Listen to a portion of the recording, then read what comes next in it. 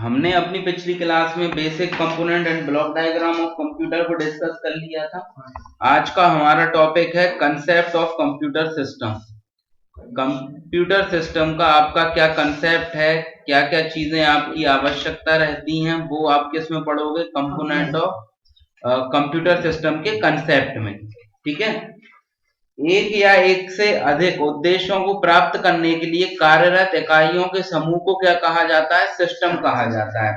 जैसे इसमें एग्जाम्पल लिखा हुआ है, यहाँ पे हॉस्पिटल एक सिस्टम है जिसकी इकाइयां या यूनिट क्या क्या है, डॉक्टर होना आवश्यक है, नर्सेस होना आवश्यक है, मेडिकल स्टाफ भी होना आवश्यक है, ट्रीटमेंट, ऑपरेशन और सबसे आवश्यक क्या है, पेशेंट भी होना जरूरी है। ऐसे ही कंप्यूटर सिस्टम बनाने के लिए आपको क्या क्या चीजों की आवश्यकता है वो अपन यहाँ पर देखेंगे।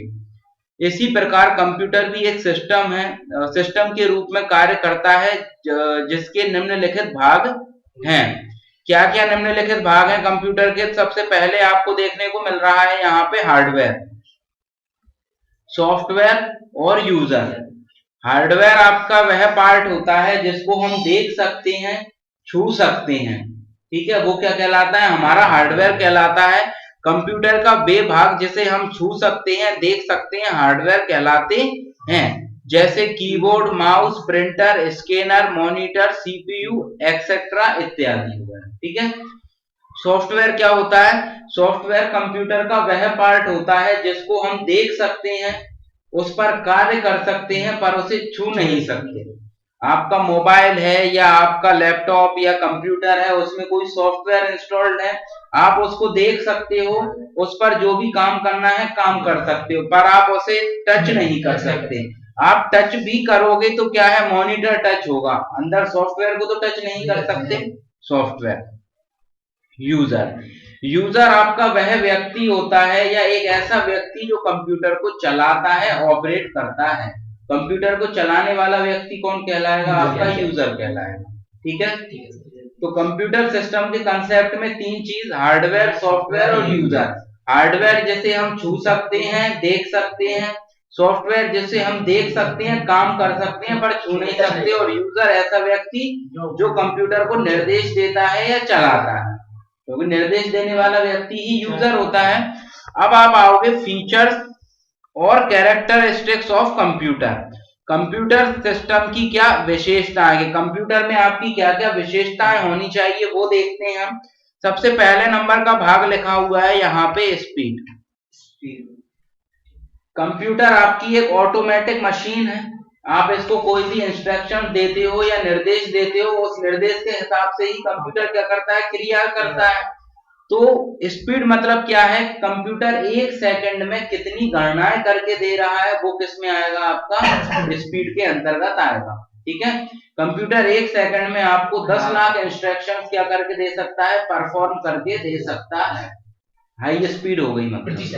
ठीक है। इसके बाद आप आओगे ऑटोमेशन। ऑटोमेशन का मतलब होता है स्वचालन। आज के टाइम में आप देख रहे होगे कि आपको हर जगह पे कंप्यूटर देखने को मिल रहा है। अब ऑटोमेशन का मतलब क्या है, आपने कभी कंप्यूटर को एक काम दे दिया, जब तक वो काम पूरा नहीं होगा तब तक आपका कंप्यूटर सिस्टम क्या नहीं होगा, रुकेगा नहीं। हम अपने दैनिक जीवन में कई प्रकार की स्वचालित मशीनों का यूज करते हैं। कंप्यूटर भी अपना पूरा कार्य स्वचालित या ऑटोमेशन तरीके से ही करता है। कंप्यूटर अपना कार्य प्रोग्राम को एक बार लोड हो जाने पर स्वतः काम करता रहता है, या जब तक वो काम पूरा नहीं होता तब तक कंप्यूटर रुकता नहीं है। नेक्स्ट आप आओगे एक्यूरेसी या शुद्धता पे। कंप्यूटर आपको जो कुछ भी गणना करके देता है वो 100% क्या होती है, एक्यूरेट होती है या शुद्ध होती है। आप अगर इंटू कर रहे हो 9.9999 इंटू 0.001, हो सकता है कि आप कैलकुलेट करने में एक विषय गलती कर दो, पर कंप्यूटर आपको जो कुछ भी गणना करके देगा वो 100% क्या होती है, शुद्ध होती है या एक्यूरेट होती है। शुद्धता, या सीधा सीधा बोले, कंप्यूटर जो भी काम करके देगा हम आंख बंद करके उस पर क्या कर लेंगे, विश्वास कर लेंगे। वर्सलिटी या सार्वभौमिकता, आज के समय में आपको हर जगह कंप्यूटर देखने को मिलता है। हर फील्ड में आपको, चाहे आप बैंक में चले जाओ, स्कूल में चले जाओ, रेलवे स्टेशन पे चले जाओ, पोस्ट ऑफिस में चले जाओ, आप प्रत्येक फील्ड में या प्रत्येक क्षेत्र में कंप्यूटर का इंटरफेरेंस या कंप्यूटर का प्रभुत्व, मतलब हर क्षेत्र में कंप्यूटर का इंटरफेरेंस या दखल अंदाजी हो चुकी है। कहीं चले जाओ कंप्यूटर पे काम आपको 100% मिलेगा ही मिलेगा। वो होता है आपका वर्सैटिलिटी। फिर आप आओगे हाई स्टोरेज कैपेसिटी। तो कंप्यूटर में जो डेटा को संग्रहण करने की या डेटा को सुरक्षित रखने की क्षमता होती है वो बहुत अधिक होती है। कंप्यूटर बहुत बड़े अमाउंट के डेटा को भी अपने अंदर सुरक्षित करके रख सकता है। अब आप आओगे डेलिजेंसी या कर्मठता पे। तो डेलिजेंसी या कर्मठता का मतलब ये होता है आपने कंप्यूटर को कोई एक काम दिया, अब कंप्यूटर उस काम को जब तक करेगा जब तक कि वो काम पूरा नहीं हो जाएगा। चाहे तो वो काम 1 घंटे में हो रहा हो, चाहे 2 घंटे में हो रहा हो, चाहे 10 घंटे में, चाहे 4 दिन में हो रहा हो, मतलब जब तक आपका काम पूरा नहीं होगा तब तक कंप्यूटर रुकेगा नहीं। काम के प्रति क्या है, कर्मठ। इसके बाद आप आओगे विश्वसनीयता या रिलायबिलिटी।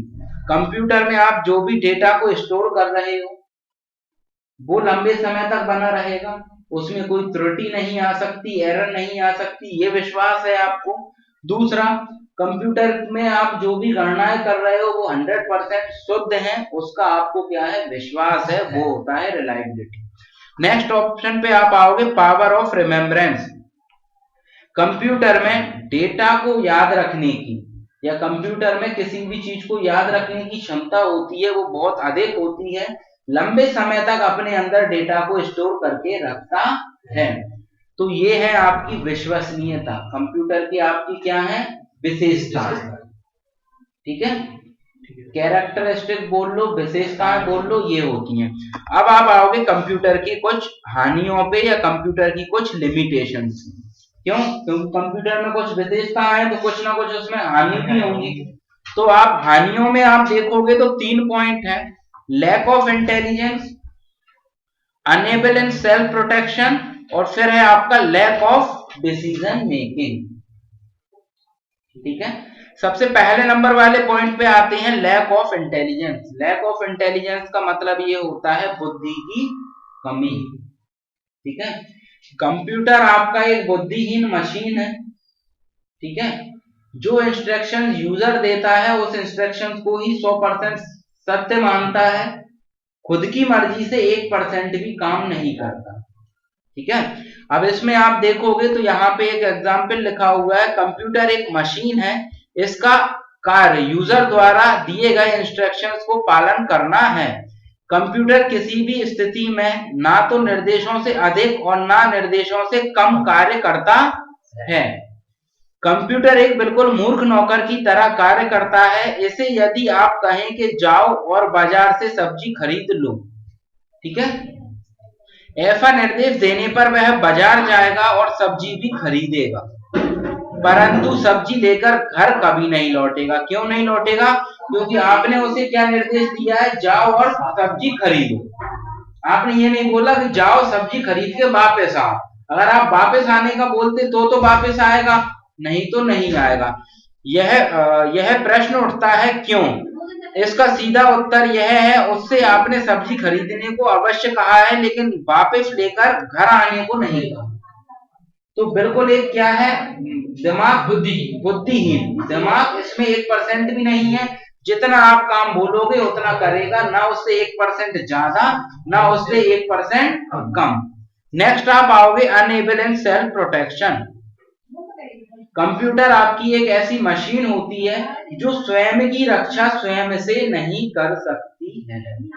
ठीक है, अगर आपके कंप्यूटर में एक पासवर्ड डला है, आपने वो पासवर्ड किसी दूसरे व्यक्ति को बता दिया, तो आपके कंप्यूटर को वो व्यक्ति भी क्या कर सकता है, ओपन कर सकता है, चला सकता है।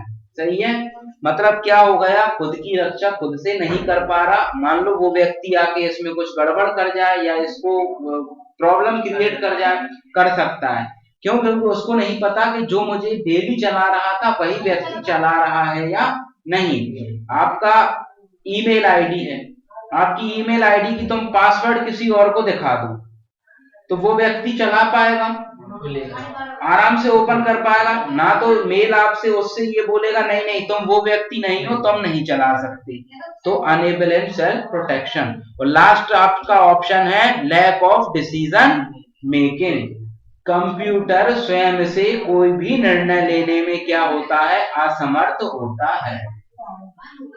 जो निर्देश देगा वो कौन देगा, यूजर देगा। या कंप्यूटर हर निर्देश के लिए किस पे निर्भर करता है, यूजर पर। यूजर उसको जैसा बोलेगा वैसे करेगा। यूजर अच्छा बोलेगा तो भी करेगा, बुरा बोलेगा तो भी करेगा, लेकिन कंप्यूटर स्वयं से कोई भी निर्णय नहीं देगा। ये सभी चीजें आपकी किसके अंतर्गत आती हैं, कंप्यूटर की विशेषताओं के अंतर्गत और कंप्यूटर की कमियों के अंतर्गत। दोनों चीजों को देख लिया। कमियां आपकी तीन ही हैं, पर आप विशेषताएं बोलोगे तो विशेषताएं आपकी कंप्यूटर की ढेर सारी हैं। क्या क्या, सबसे पहले नंबर पे आपका स्पीड है, दूसरा आपका ऑटोमेशन है, तीसरा एक्यूरेसी या शुद्धता है, फिर आपका वर्सलिटी है, फिर आपका हाई स्टोरेज कैपेसिटी है, फिर आपका डेलीजेंसी या कर्मठता है। इसके बाद आप आओगे रिलायबिलिटी पे, और रिलायबिलिटी के बाद आप आओगे पावर ऑफ रिमेम्बरेंस, याद रखने की क्षमता। और आपके ये तीनों क्या है, कमियां। तो ये टॉपिक तो अपना किसके अंतर्गत है, कंसेप्ट ऑफ कंप्यूटर सिस्टम पढ़ा पहले हमने, उसके बाद उसके फीचर विशेषताएं, और फिर उसकी पढ़ी हमने कमियां। हमारे चैनल को सब्सक्राइब कीजिए और बेल आइकन प्रेस कीजिए लेटेस्ट टेक्नोलॉजी वीडियो सबसे पहले देखने के लिए।